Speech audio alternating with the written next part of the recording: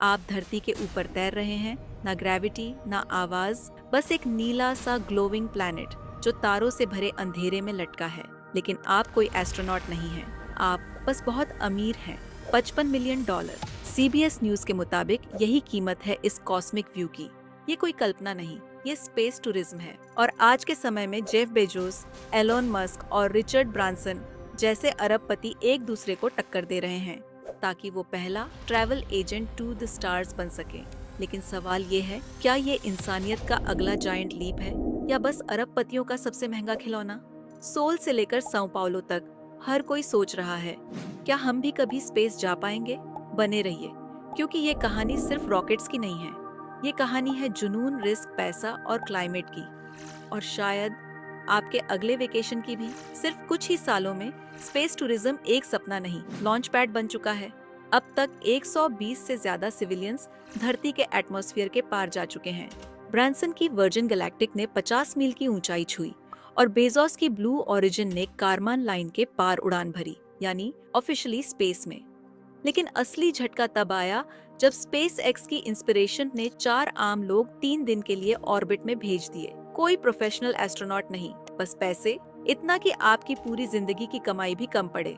$55 million प्रति seat. लेकिन अगर आने वाले 10 सालों में ये कीमत $50,000 हो गई, तो क्या आप रेडी होंगे? अब सवाल उठता है, क्यों जाए स्पेस में? जवाब है ओवरव्यू इफेक्ट। एक ऐसा एक्सपीरियंस जो आपकी सोच को हिला देता है। इमेजिन कीजिए, आप ऊपर से धरती को देख रहे हैं। कोई बॉर्डर नहीं, कोई लड़ाई नहीं, बस एक नाजुक सी नीली गेंद अंधेरे में लटकती हुई। विलियम शैटनर यानी स्टार ट्रैक वाले कैप्टन किर्क खुद उड़कर स्पेस गए और रो पड़े। बोले, जैसे धरती का फ्यूनरल देख लिया हो। 2025 की एक फ्लाइट में 6 महिलाएं, जिनमें एक साइंटिस्ट और जेफ बेजोस की फियांसे भी थीं, 0G में व्हाट अ वंडरफुल वर्ल्ड गा रही थीं। लेकिन सवाल ये है, क्या ये एक्सपीरियंस सिर्फ अमीरों के लिए रिजर्व्ड रहेगा? अब बात करें पैसों की। वर्जिन गैलेक्टिक की एक सीट $4,50,000 से ऊपर। ब्लू ओरिजिन की राइड $5 लाख, सिर्फ 11 मिनट के लिए। मतलब हर मिनट का दाम 35 लाख रुपए। और अगर आप ISS जाना चाहते हैं, एक्सियम स्पेस के साथ 10 दिन का ऑर्बिटल ट्रिप, $55 मिलियन। और मजे की बात, 800 लोग ऑलरेडी वेट लिस्ट में हैं। द गार्डियन की रिपोर्ट के अनुसार ये मार्केट 2030 तक $3 अरब तक पहुंच सकता है। लेकिन सोचिए, क्या ये नई एयर ट्रैवल इंडस्ट्री बन सकती है या फिर सिर्फ कुछ लोगों की शाइनी डिस्ट्रैक्शन? स्पेस कोई प्लेग्राउंड नहीं है। 2014 में वर्जिन गैलेक्टिक की एक टेस्ट फ्लाइट क्रैश हुई, एक पायलट की मौत। 2022 में ब्लू ओरिजिन की एक अनक्रूड फ्लाइट फेल हुई। नासा के 2 स्पेस शटल्स भी शटल डिजास्टर्स में खत्म हो गए थे। अब सोचिए, अगर एक भी टूरिस्ट मिशन क्रैश हो गया तो क्या होगा? FAA की current policy, fly at your own risk, यानी रेगुलेशन ऑलमोस्ट गायब है। अब सवाल उठता है, ये बिलियनर लोग इतना पैसा क्यों झोंक रहे हैं? क्योंकि ये पैसे का नहीं, लेगेसी का खेल है। जेफ बेजोस हर साल अमेज़न के $1 अरब के स्टॉक्स बेचते हैं ताकि ब्लू ओरिजिन चलता रहे। मस्क के लिए स्पेस एक्स सिर्फ टूरिज्म नहीं, ये मार्स की ओर पहला कदम है। वर्जिन गैलेक्टिक ने 2023 में $500 मिलियन का नुकसान झेला, लेकिन फिर भी उड़ते रहे। इनके हिसाब से ये सब 19वीं दशक की एविएशन जैसी है, रिस्की, इलीट, लेकिन फ्यूचर डिफाइनिंग।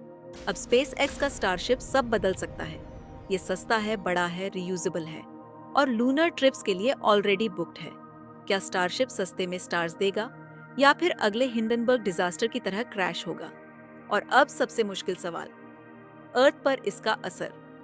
एक लॉन्च में 300 टन CO2 निकलता है जो एटमॉस्फेयर में बरसों रहता है। रॉकेट सूट की वार्मिंग पावर 500 गुना ज्यादा है कार एग्जॉस्ट से।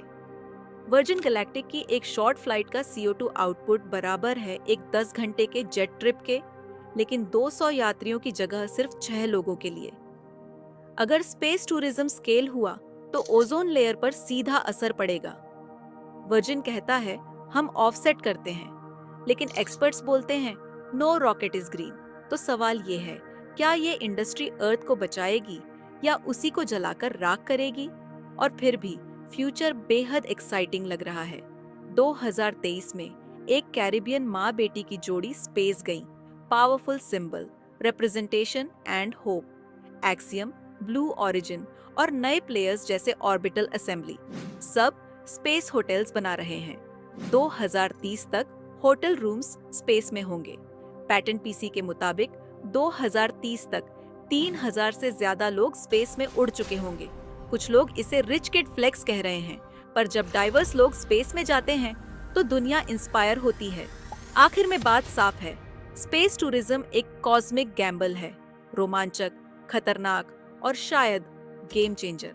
एक सक्सेस पूरी दुनिया को एक्साइट कर देगा, लेकिन एक क्रैश पूरी इंडस्ट्री डूब जाएगी। क्या आप तैयार हैं स्टार्स के लिए रिस्क लेने, या फिर ये सब एक महंगा इल्यूजन है?